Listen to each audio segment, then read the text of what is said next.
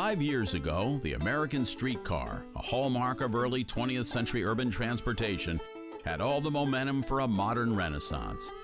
But today, it's all but derailed, a consequence of overambition that sidelines actual transportation as priority number one. Members of Cincinnati's new city council take the first steps this afternoon to suspend construction of the streetcar. During the George W. Bush era, the Department of Transportation's funding criteria weighed most heavily on two things: whether the project was cost-effective and whether it would reduce commuting time. But in 2010, the Obama administration changed its funding guidelines, giving criteria like economic development and environmental benefits equal footing.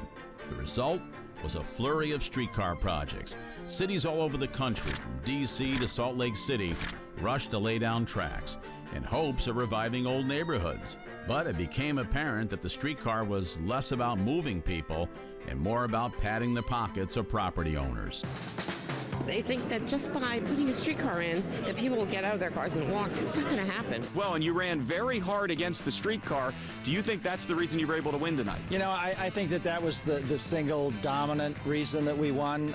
Streetcar advocates haven't necessarily shied away from this motivation.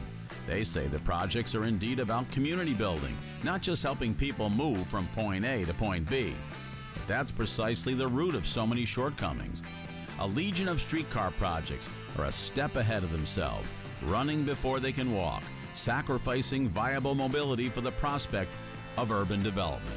Channel 2 Action News has learned the Atlanta streetcar opening is delayed and might not be fully operational until September. But via streetcar given the red light for now by the city of San Antonio, its board of trustees voted tonight on what to do with millions of dollars it had set aside for the project. It's a misstep that's drowned projects in delays, cost overruns, and lower than expected ridership, leaving many cities millions of dollars in the hole.